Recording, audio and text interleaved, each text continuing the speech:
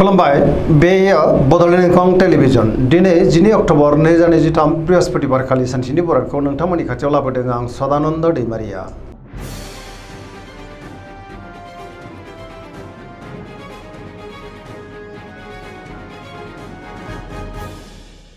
सिगां फरायनो लादों मेष राशि गिबि हांखो अ ल दिनैनि साना जोबोर मोजां गोदान खामानियाव दिनै आखाइ होजेननो हागोन गोथों आरो गोग्गो साननो रोंगोन गियाननि आंखाल जानाय नङा मावनो लानाय खामानिखौ थि समावनो मावफुंनो हागोन गोसोखौ दिनै जोबोर गोजोननाय मोनगोन देहाया मोजाङै थागोन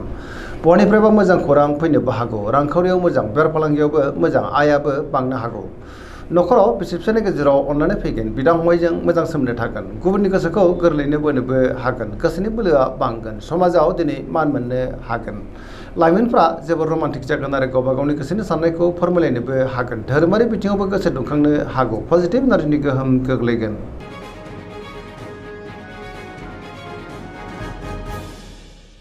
वृष राशि गिबि हांखो इ उ ब दिनैनि साना जोबोर मोजां गोदान खामानियाव दिनै आखाइ होजेननो हागोन गोथों आरो गोग्गो साननो रोंगोन गोसोनि साननायफ्रा मोगथाङाव जाफुंनोबो हागौ गोसोआ दिनै जोबोर खुसि जागोन गोसोनि बोलोआ बांगोन मावनो लानाय खामानिखौ थि समावनो मावफुंनो हागोन सोरबा लोगोनिफ्राय मोजां खौरां मोननोबो हागौ रांखावरियाव मोजां बेफार फालांगियावबो मोजां मोननो गोनांखौबो दिनै मोननो हागौ आयाबो बांनो हागौ न'खराव बिसि फिसायनि गेजेराव अननानै फैगोन देहाया मोजाङैनो थागोन गुबुननिफ्राय मोजां खौरां मोननोबो हागौ जायखि खामानि मावनो मोनफ्रोमबो खामानिखौ दिनै गोरलैयैनो मावफुंनो हागोन पजिटिभ एनार्जिनि गोहोम गोग्लैनोबो हागौ।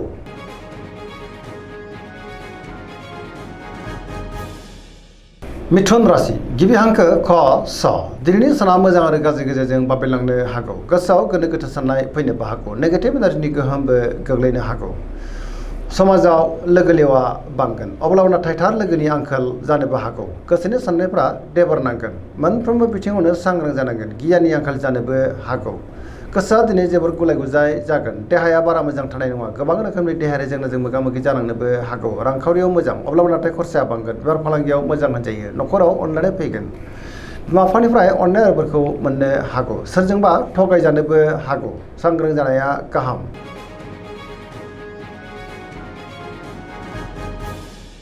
कर्कट राशि गिबि हांखो ड ह दिनैनि साना जोबोर मोजां गोसोखौ दिनै जोबोर गोजोननाय मोनगोन बहाबा हान्थिनो एबा दावबायनो खाबु मोननो हागौ आरो मोजाङैनो हान्थिनोबो हागोन सोरबा लोगोजों बाख्नाय जानोबो हागौ गोसोनि साननायफोरा दिनै मोगथाङाव जाफुंगोन गोसोआव पजिटिभ साननायबो फैनो हागौ मावनो लानाय खामानिखौ थि समावनो आरो गोरलैयैनो मावफुंनोबो हागोन रांखावरियाव जोबोर मोजां गोबां धोन आरजिनोबो हागोन बेफार फालांगियाव दिनै जोबोर मोजां मुलाम्फा मोनगोन समाजाव लोगो लेवा बांनोबो हागौ गुबुननिफ्राय थोजासे हेफाजाबबो मोननो हागोन न'खराव बिसि फिसायनि गेजेराव अननानै फैगोन पजिटिभ एनार्जिनि गोहोम गोग्लैगोन।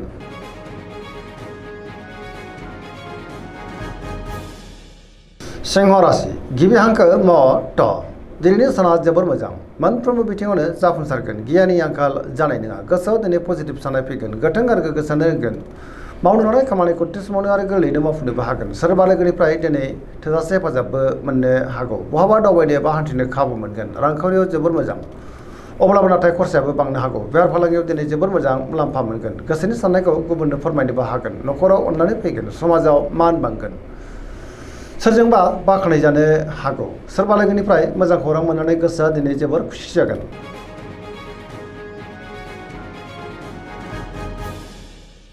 कन्या राशि गिबि हांखो प ट दिनैनि साना जोबोर मोजां पजिटिभ एनार्जिनि गोहोम गोग्लैनोबो हागौ मोनफ्रोमबो बिथिङावनो सांग्रां जानो रोंगोन गियाननि आंखाल जानाय नङा बयजोंबो मोजां सोमोन्दो लाखिनो रोंगोन गोथों आरो गोग्गो साननो रोंगोन सोरबा लोगोजों बाख्नाय जानो हागौ रांखावरियाव मोजां बेफार फालांगियावबो मोजां होनजायो देहाया दिनै मोजाङैनो थागोन गोबां मोजां खाबुबो दिनै मोननो हागौ न'खराव अननानै फैगोन बिमा बिफानिफ्राय अननाय बोरखौ मोननो हागौ पजिटिभ एनार्जिनि गोहोम गोग्लैगोन।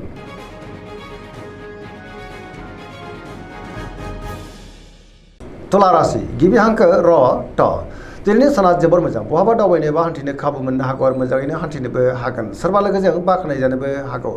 गोबां रोखोमनि जेंनाखौ दिनै सुस्रांनो हागोन गियाननि आंखाल जानाय नङा गोथों आरो गोग्गो साननो रोंगोन गोसोनि साननायफ्रा दिनै मोगथाङाव जाफुंनोबो हागौ मावनो लानाय खामानिखौ थि समावनो मावफुंनोबो हागोन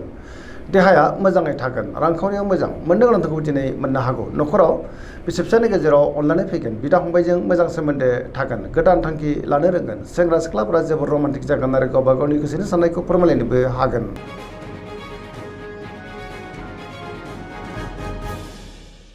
वृश्चिक राशि गिबि हांखो न स दिनैनि साना मोजां आरो गाज्रिनि गेजेरजों बाबेलांनो हागौ बयजोंबो गोरोबनो गोब्राब जानोबो हागौ गुबुननि गोसोखौ बोनो गोब्राब जागोन नेगेटिभ एनार्जिनि गोहोमबो गोग्लैनो हागौ गोसोआव गोनो गोथो साननाय फैगोन समाजाव मान मोनगोन मावनो लानाय खामानिखौ थि समावनो मावफुंनो हागोन गुबुननिफ्राय थोजासे हेफाजाबबो मोननो हागौ गोसोनि साननायफ्रा नाथाय अब्लाबो देबार नांनोबो हागौ गोसोनि बोलोआ लोरबां जागोन समाजाव लोगो लेवानि आंखाल जानाय नङा रांखावरियाव बारा मोजां नङा नाङा फाङा खरसाया बांनो हागौ बेफार फालांगियावबो दिनै बारा मोजां नङा होनजायो नेगेटिभ एनार्जिनि गोहोम गोग्लैगोन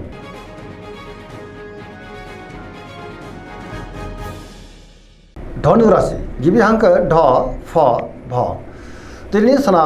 जोबोर मोजां गोसोखौ दिनै जोबोर गोजोननाय मोनगोन सोरजोंबा बाख्नाय जानोबो हागौ गुबुननि थाखाय दिनै गोबां मोजां खामानि मावनानै होनोबो हागोन गोबां मोजां खाबुबो दिनै मोननो हागौ रांखावरियाव मोजां बेफार फालांगियावबो मोजां होनजायो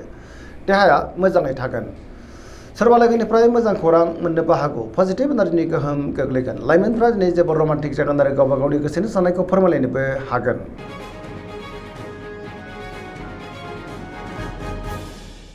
मकर राशि गिबि हांखो ख ज दिनैनि साना बारा मोजां नङा गोजोननि आंखाल जानोबो हागौ सोरजोंबा रायखोमा जानोबो हागौ सुथुरनि गाज्रि नोजोर थानोबो हागौ गोसोनि साननायफ्रा देबार नांगोन मावनो लानाय खामानिखौ मावफुंनो हायोब्लाबो माबा नङा माबा मोनसे गोरोन्थिबो जालांनो हागौ रांखावरियाव मोजां अब्लाबो नाथाय खरसाया बांगोन बेफार फालांगियाव मोजां होनजायो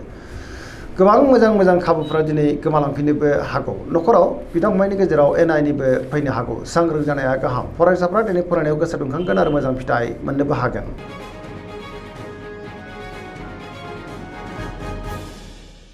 कुम्भ राशि गिबि हांखो ग स दिनैनि साना जोबोर मोजां गोसोखौ दिनै जोबोर गोजोननाय मोनगोन सोरजोंबा बाख्नाय जानोबो हागौ गोबां मोजां खाबुबो दिनै मोननो हागौ गोसोनि साननायफ्रा मोगथाङाव जाफुंगोन मावनो लानाय खामानिखौ थि समावनो आरो गोरलैयैनो मावफुंनोबो हागोन समाजाव मान बांगोन गोबां मुंदांखा सुबुंजों दिनै लोगो मोनज्लायनोबो हागौ देहाया मोजाङैनो थागोन अब्लाबो नाथाय जानाय लोंनायाव सांग्रां जानांगोन न'खराव दिनै अननानै फैगोन गुबुननिफ्राय थोजासे हेफाजाबबो मोननो हागौ बहाबा दावबायनो एबा हान्थिनो खाबु मोनगोन आरो मोजाङैनो हान्थिनोबो हागोन पजिटिभ एनार्जिनि गोहोम गोग्लैगोन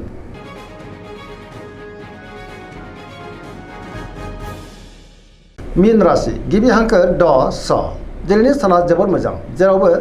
जाफुंसारगोन गोबां मोजां खाबुबो दिनै मोननो हागौ गुबुननि थाखाय मोजां खामानि मावनानै होनोबो हागोन गोसोआव पजिटिभ साननाय फैगोन गोथों आरो गोग्गो साननो रोंगोन गियाननि आंखाल जानाय नङा गावनि गोसोनि साननायखौ दिनै गुबुननो फोरमायनोबो हागोन देहाया मोजाङै थागोन रांखावरियाव मोजां अब्लाबो नाथाय खरसायाबो बांनो हागौ बेफार फालांगियाव मोजां होनजायो सोरजोंबा बाख्नाय जानोबो हागौ लाइमोनफोरनि गोसोआ दिनै जोबोर रमान्टिक जागोन आरो गावबा गावनि गोसोनि साननायखौ फोरमायलायनोबो हागोन फरायसाफ्रा दिनै फरायनायाव गोसो दुंखांगोन आरो मोजां फिथाइ मोननोबो हागोन पजिटिभ एनार्जिनि गोहोम गोग्लैगोन सरासनस्रायै दिनै साना जोबोर मोजां आरो मोजाङैनो बारग'लांगोन दिनैनि राशि फरायनाया एसेनोसै जोबनायाव बेखौनो खावलायो जाहाथे नोंथांमोना सानफ्रामबो जोंनि बे बड'लेण्ड इंखं टेलिभिजनखौ नायबाय थायो आरो साबस्क्राइब खालामो लोगोसे लाइक खालामो आरो शेयार खालामो एसेनोसै गोजोन्थों